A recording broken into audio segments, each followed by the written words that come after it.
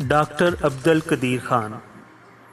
Doctor Abdul Qadeer Khan Pakistani سائنسدان ہیں، Pakistani atom bomb کے خالق ہیں، پاکستانی قوم کے محسن ہیں۔ آپ 1 اپریل 1936 کو انڈیا کے شہر بھوپال میں ایک اردو بولنے والے پشتون گھرانے میں پیدا ہوئے۔ ڈاکٹر خان کے 2 بڑے بھائی 1947 میں جب پاکستان نے آزادی حاصل کی تو وہ پاکستان میں آ کر کراچی میں رہائش پذیر ہو گئے۔ 1952 میں بھائیوں کے اصرار پر انہوں نے بھی پاکستان کی طرف سفر کرنا شروع کر دیا۔ 15 اگست 1952 کو کھوکھرا پار کے راستے پاکستان میں داخل ہوئے۔ سفر ہجرت کی تکلیف دہ تجربات بیان کرتے ہوئے انہوں نے ایک مرتبہ کہا تھا کہ بھوپال میں مسلمانوں کا کوئی مستقبل نہیں رہ گیا۔ بھائیوں نے کراچی آنے کے لیے لکھا تو والدین مرحوم نے بھوپال کے حالات کے تحت اجازت دے دی۔ والدین سے نو عمری میں جدائی کا کتنا غم ہوتا ہے اس کا تصور وہی کر سکتے ہیں جنہیں اس مرحلے سے دوچار ہونا پڑا۔ بہرحال میں نے عزم سفر باندھا، ایک بکس میں اپنی چند کتابیں اور چند کپڑے رکھے اور بھوپال سے براستہ اجمیر، لونی، چتوڑا، باڑہ میر بذریعہ ٹرین مونا باؤ کے لیے روانہ ہو گئے۔ وہ کہتے ہیں اس سفر میں وہ اکیلے تھے اور ان کا کوئی شناسہ یا عزیز نہ تھا، لیکن اس سفر میں بھوپال کے کتنے ہی مسلم گھرانے میرے ساتھ تھے۔ سفر میں ہندو پولیس اور ریلوے ملازمین نے لٹے پٹے مسافروں کے ساتھ جو زیادتیاں اور ذلت امیز سلوک روا رکھا اسے وہ کہتے ہیں میں کبھی بھلا نہیں سکتا۔ انہوں نے مسلمان مردوں، عورتوں اور بچیوں سے سب کچھ چھین لیا، حتیٰ کہ عورتوں کے کانوں سے بالیاں تک چھین لی۔ ٹکٹ چیکران مسافروں سے چیکنگ کے بہانے ٹکٹ لیتے اور اس وقت تک واپس نہ کرتے جب تک انہیں کچھ نذرانہ پیش نہ کیا جاتا۔ وہ کہتے ہیں وہ اس حد تک گر گئے تھے کہ مجھ سے میرا قلم تک چھین لیا۔ احتجاج کرنے پر انہوں نے مجھ پر لاتوں، گھونسوں اور ڈنڈوں کی بارش کر دی۔ ریلوے کا یہ سفر مونا باؤ پر ختم ہوا۔ یہاں سے 7 کلومیٹر کا سفر ریگستان کا تھا اور جہاں تا حد نظر ریت ہی ریت نظر آتی تھی، کوئی شجر سایہ دار نہ تھا۔ یہ سفر ننگے پاؤں طے کرنا پڑا کیونکہ جوتے ریت میں پھنس جاتے تھے، اس لیے وہ اتار کر ہاتھ میں لے لیے۔ سر پر کتابوں کا صندوق تھا۔ تپتی ریت پر چلتے چلتے پاؤں میں چھالے بھر آئے۔ مونا باؤ یا کہیں اور رک کر بھی نہیں سکتے تھے اور یہ سوچا ہوا تھا کہ دن دن میں جو بارڈر ہے وہ کراس کرنا ہے اور پاکستان کی سرزمین پر قدم رکھنا ہے۔ وہ کہتے ہیں کہ جو ہی پاکستان کی سرزمین پر میں نے قدم رکھا تو ایسے محسوس ہوا جیسے کسی پنجرے میں بند کسی پنچھی کو یا پرندے کو آزاد کر دیا گیا ہو۔ اور وہ کہتے ہیں ہمارے اندر مسرت کی لہر دوڑ گئی اور سب نے پاکستان زندہ باد کے نعرے بلند کیے اور کھوکھرا پار کی سرحدی چوکی پر لہراتے سبز حلالی پرچم نے نئی زندگی کا پیغام دیا اور وہیں ایک تندور پر روٹی کھانے بیٹھ گیا۔ یہ گوشت سالن اور تندوری روٹی تھی اور میں نے خوب سیر ہو کر کھایا۔ ڈاکٹر کہتے ہیں کہ اس سفر کے دوران ہندو پولیس اور ریلوے ملازمین کی توہین امیز سلوک اور لوٹ مار نے اس کی پوری وضاحت کر دی تھی جس کے لیے قائد اعظم نے پاکستان قائم کرنے کی لڑائی لڑی، اور آج بھی جب وہ سفر یاد آتا ہے تو زبان سے قائد اعظم اور پاکستان کے لیے بے ساختہ دعائیں نکلتی ہیں۔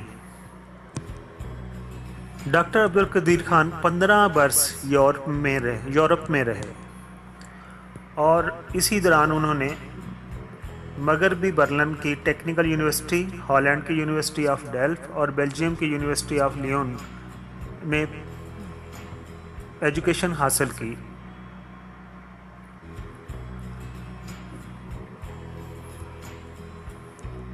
ڈاکٹر صاحب نے ہالینڈ سے ماسٹرز آف سائنس جبکہ بیلجیم سے ڈاکٹریٹ آف انجینئرنگ کی اسناد حاصل کی۔ 31 مئی 1976 میں ذوالفقار علی بھٹو کی دعوت پر انجینئرنگ ریسرچ لیبارٹریز کے پاکستانی ایٹمی پروگرام میں انہوں نے حصہ لیا۔ بعد ازاں اس ادارے کا نام صدر پاکستان جنرل محمد ضیاء الحق نے 1 मई 1981 को तब्दील करके doctor A.Q. Khan research laboratories रख दिया। ये अदारा पाकिस्तान में यूरेनियम की अफजूदगी में नुमाया मकाम रखता है। डॉक्टर अब्दुल कदीर खान ने नवंबर 2000 में किक्स नामी दरसगाह की बुनियाद भी रखी। डॉक्टर अब्दुल कदीर खान वो नुमाया और मायानाज साइंसदान हैं जिन्होंने 8 साल के इंतहाई कलील अरसा में आंतरिक मेहनत व लगन के साथ एटमी प्लांट नस्ब करके दुनिया के नामवर नोबल इनाम याफ्ता साइंसदानों को हैरत में डाल दिया। मई 1998 को भारतीय एटमी तजर्बों के मुकाबले में वज़ीर आज़म मियाँ नवाज शरीफ से तजर्बाती एटमी धमाके करने की आपने दरख्वास्त की। बिला आखिर वज़ीर आज़म मियाँ मोहम्मद नवाज शरीफ ने चागी के मकाम पर 6 कामयाब तजर्बाती एटमी धमाके किए। इस मौका पर अब्दुल कदीर खान ने पूरे आलम को पैगाम दिया कि हमने पाकिस्तान का दिफा नाकाबिले तस्खीर बना दिया है और इस तरह आप पूरी दुनिया में मकबूल आम हो गए। सऊदी मुफ्ती आज़म ने उस वक़्त अब्दुल कदीर खान को इस्लामी दुनिया का हीरो करार दिया और पाकिस्तान के लिए खाम हालत में तेल मुफ्त फराम करने का फरमान जारी किया। उसके बाद से पाकिस्तान को सऊदी अरब की जानिब से खाम तेल मुफ्त फराम किया जा रहा है। मगरबी दुनिया ने प्रोपेगेंडा के तौर पर पाकिस्तानी एटम बम को इस्लामी बम का नाम दे दिया, जिसे डॉक्टर अब्दुल कदीर खान ने बाखुशी कबूल कर लिया। परवेज़ मुशर्रफ के दौर में पाकिस्तान पर लगने वाले एटमी मवाद दूसरे ममालिक को फराम करने के इल्ज़ाम में डॉक्टर अब्दुल कदीर खान को मुल्क की खातिर ये इल्ज़ाम अपने सीने पर ले लिया और उसके बाद परवेज़ मुशर्रफ की हुकूमत ने उन्हें नज़रबंद कर दिया। डॉक्टर अब्दुल कदीर खान ने 150 से ज़्यादा साइंसी तहक़ीक़ाती मज़ामीन लिखे हैं। डॉक्टर अब्दुल कदीर खान पर हॉलैंड की हुकूमत ने गलती से अहम मालूमात चुराने के इल्ज़ाम में मुकदमा दायर किया, लेकिन हॉलैंड, बेल्जियम, बरतानिया और जर्मनी के प्रोफेसरों ने जब इन इल्ज़ामात का जायज़ा लिया तो उन्होंने अब्दुल कदीर खान को बरी करने की सिफारिश करते हुए कहा, जिन मालूमात को चुराने की बिना पर मुकदमा दाखिल किया गया है वो तमाम चीज़ें आम किताबों में मौजूद हैं। जिसके बाद हॉलैंड की अदालत ने अदालत आलिया यानी उन्होंने डॉक्टर अब्दुल कदीर खान को बाइज़्ज़त बरी कर दिया। डॉक्टर अब्दुल कदीर कहते हैं कि मुझे अफसोस है हम एटमी कुव्वत बनने के बावजूद उससे इस्तिफ़ादा नहीं कर पाए। अगर इस वक्त मेरी तजावीज़ को मान लिया जाता तो आज हम लोड शेडिंग के नासूर में मुब्तला ना होते। हुकूमत ने मेरी सलाहियतों को ज़ाया कर दिया, हालांकि मैं एटमी बम बनाने में अपने सिर्फ 15% सलाहियतों को मैंने इस्तेमाल किया था। डॉक्टर साहब की जो पाकिस्तान के लिए खिदमात हैं उसके पीछे मोटिवेशन क्या है? एक तो ये कि वो जब उन्होंने इंडिया को छोड़ा और उस सफ़र के दौरान जो उनको तकालीफ बर्दाश्त करना पड़ी, और दूसरी बात वो ये कहते हैं कि जब 16 दिसंबर 1971 को की शाम को ढाका के रेस कोर्स मैदान में सीना फुलाए जनरल जगजीत सिंह अरोड़ा ने जनरल नियाज़ी के तगमे और रैंक सरेआम नोच डाले, यानी उस वक़्त बांग्लादेश मार्ज़ वजूद में आया। और वो कहते हैं कि 16 दिसंबर 1971 को फ़तह के नशे में सरशार भारतीय वज़ीर आज़म इंदिरा गांधी ने पार्लियामेंट से खिताब करते हुए कहा, ये जो हमें फ़तह हासिल हुई है ये हमारी फ़ौज की फ़तह नहीं, ये हमारी हुकूमत की फ़तह नहीं, ये हमारे नज़रिए की फ़तह है। और हमने यानी पाकिस्तानी मुसलमानों से कहा था कि उनका नज़रिया बातिल है और हमने उनका नज़रिया बहरे हिंद में गर्क कर दिया। وہ کہتے ہیں پاکستان سے ہزاروں میل دور بیلجیم کی لیون یونیورسٹی میں زیر تعلیم نوجوانوں نے جب یہ خبر سنی تو وہ کام کر رہ گئے، آنکھ سے بوئے خون جاری ہو گیا، نوجوانوں پر سکتہ طاری ہو گیا، خاصی دیر تک وہ سر جھکائے ہچکیوں سے روتے رہے۔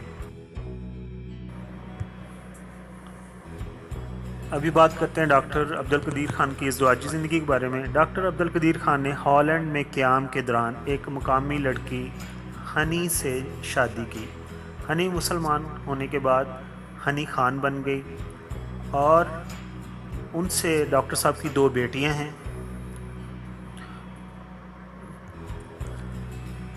ڈاکٹر صاحب کو 1993 میں کراچی یونیورسٹی نے ڈاکٹر عبدالقدیر خان کو ڈاکٹر آف سائنس کی اعزازی سند سے نوازا۔ 14 اگست 1996 میں صدر پاکستان فاروق لغاری نے ان کو پاکستان کا سب سے بڑا سول اعزاز نشان امتیاز دیا، جبکہ 1999 میں ہلال امتیاز کا تمغہ بھی ان کو عطا کیا گیا۔ ڈاکٹر عبدالقدیر خان نے سیچٹ کے نام سے ایک فلاحی ادارہ بنایا جو تعلیمی اور دیگر فلاحی کاموں میں سرگرم ہے۔ ڈاکٹر عبدالقدیر پاکستان کے ہیرو ہیں، ہیرو رہیں گے جب تک پاکستان رہے گا، ان کا بھی نام رہے گا اور پوری اسلامی دنیا کو ان پر فخر ہے، اور ہماری دعا ہے کہ وہ ہمیشہ تندرست رہیں اور ایک لمبا عرصہ ہمارے ساتھ گزاریں۔ اور اس کے ساتھ ساتھ جیسا کہ آپ کو معلوم ہے، جو مغربی دنیا ہے وہ نہیں چاہتی کہ پاکستان پھلے پھولے، اور وہ جو بھی پاکستان کے لیے کام کرنا چاہتا ہے، یا جس طرح ڈاکٹر قدیر خان، ان پر کچھ نہ کچھ الزامات لگاتے رہتے ہیں تاکہ وہ ہیرو نہ بن سکیں، لیکن وہ ہیرو ہیں۔ اور ہماری دعا ہے اور خواہش ہے کہ پاکستان کی کوئی بھی ایسی حکومت آئے جو ان کو پاکستان کا پریزیڈنٹ بنائے، بھلے کہ کچھ دنوں کے لیے بنائے، کچھ مہینوں کے لیے بنائے، سال، لیکن ان کو ضرور یہ اعزاز بخشے۔ Thank you so much.